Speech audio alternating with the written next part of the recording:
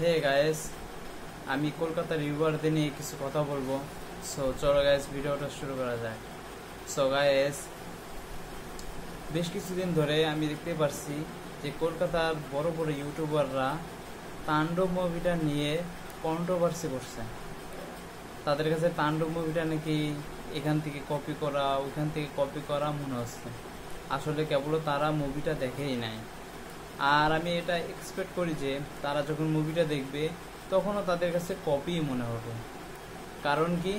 কারণ তারা নিজেরা কেবল থেকেই বলছে যে এই মুভিটার থেকে কপি, এই মুভিটা 2-3টা মুভি থেকে এরকম কপি কপি করে এরকম পেস্ট করে দেওয়া হয়েছে। এই মুভিটার কিছু লিক ভিডিও তারা দেখেছে এবং তাদের কাছে মনে হয়েছে এটা আসলে কপি। যেমন তারা আছে তাণ্ডবে, যেমন আফরান নিশোর ক্যারেক্টার যখন আসে তখন তাদের এটা লেগেছে রোলেক্সের মতো, রোলেক্স নাকি এরকমভাবে আসে। আমি বিষয়টা বুঝতে পারছি যে তারা বাংলাদেশের ছবিগুলোকে কলকাতায় না চলানোর জন্য এরকম প্ল্যান করছে। আমার কাছে তাণ্ডব মুভিতে যখন আফরান নিশোর ক্যারেক্টার আসে, এটা রোলেক্সের থেকে এটা সিমিলিয়ার, তাই বলে তো এটা কপি না। আর রাইহান রাফি তো ইন্সপায়ার হয়েই তো ছবি বানিয়েছে নাকি ভাই? কোন ডিরেক্টর ইন্সপায়ার হয়ে ছবি বানায় না? প্রত্যেকটা ডিরেক্টর ইন্সপায়ার হয়েই ছবি বানায়। বলিউডের ডিরেক্টররা হলিউডের ডিরেক্টরদের কাছ থেকে ওই ছবি দেখে ইন্সপায়ার হয়ে তারপর ছবি বানায়।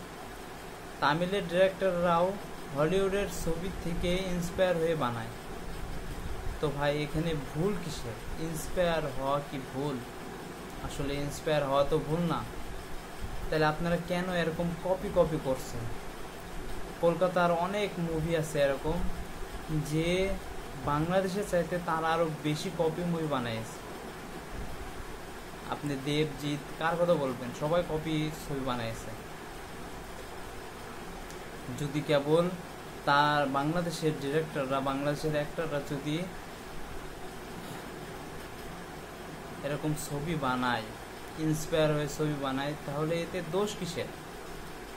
আমি তো এখানে কোনো দোষ দেখতে পাচ্ছি না। আমার কাছে জিদ্দার মুভিও ভালো লাগে। এদের যে আপনারা খাদান নিয়ে তো লাফাচ্ছেন, এই রিভিউয়াররা বলছে খাদানের মতো ছবিও নাকি হয় না। আসলে খাদান কেমন ছবি হয়েছে? আমার কাছে তো খাদানের চাইতে চেঙ্গিস মুভি ভালো লেগেছে। খাদানের চাইতে আমার কাছে রাবণ মুভি ভালো লেগেছে। খাদানের কোনো অ্যাকশন আমার ভালো লাগে না, খাদানের গল্পই তো আমার ভালো লাগে। আর আপনারা এরকম খাদান নিয়ে পড়ে রয়েছেন। খাদানের চাইতে তুফান ভালো হয়েছে, তুফান বেটার ছবি হয়েছে খাদানের চাইতে। আরে ভাই, তোমরা একটা তুফান কিংবা একটা এরকম বরবাদ নাই তাণ্ডবী বানায় দেখাও। তোমরা তো তাও করতে পারছো না। তোমাদের ইন্ডাস্ট্রি একজন লোক যে একাই এরকম ইন্ডাস্ট্রিটাকে টেনে নিয়ে যাচ্ছে কমার্শিয়াল দিক থেকে, সে হচ্ছে জিদ্দা, যে একের পর এক কমার্শিয়াল মুভি করতেছে। তোমাদের মতো ওরকম ফ্যামিলি ড্রামা মুভি নিয়ে পড়ে থাকে না সে। আর ফ্যামিলি ড্রামা সত্যি কথা বলতে আমার কাছে ভালো লাগে না। আমার কাছে মাস কমার্শিয়াল মুভিগুলোই ভালো লাগে। সো গাইস, যারা রিভিউয়ার আছো তাদের কাছে আমার অনুরোধ, ভাই কেন এরকম করতেছো তোমরা? এরকম করলে তো তোমরা তো আমাদের ইন্ডাস্ট্রিটা তো পিছনে ফেলবাই, সাথে সাথে তোমাদের ইন্ডাস্ট্রিও পিছনে পড়ে যাবে। কারণ এটা কমার্শিয়াল ছবি যখন সাকসেসফুল হয় তখন ইন্ডাস্ট্রি গ্রোথ করে, আর যখন কমার্শিয়াল ছবি ফেল হয় তখন সবাই ভরসা হারিয়ে ফেলে। এর জন্য আমি চাই যে তোমরাও কমার্শিয়াল ছবি বানাও। যেমন জিদ্দা তৈরি করতেছে কমার্শিয়াল ছবি, সেরকম তোমরাও করো। তোমাদের দেবদা, তারপরে অঙ্কুশ, এদেরকেও বলো যে তারাও কমার্শিয়াল ছবি বানাক। আমাদের দেশে একটা ইউনিভার্স হচ্ছে, মেন বিষয় হচ্ছে তোমাদের এই দেশে তো ইউনিভার্স কেবল পর্যন্ত হয় নাই। আচ্ছা, এটা আমি ভেঙে বলতে চাই যে আমার মনে হয় রায়হান রাফির এই ইউনিভার্সে আমরা জিদ্দাকে দেখতে পাবো। এটা আমার বিশ্বাস। কারণ জিতের লায়ন ছবি কেবলও শেষ হয়ে যায়নি। জিতের লায়ন ছবিতে,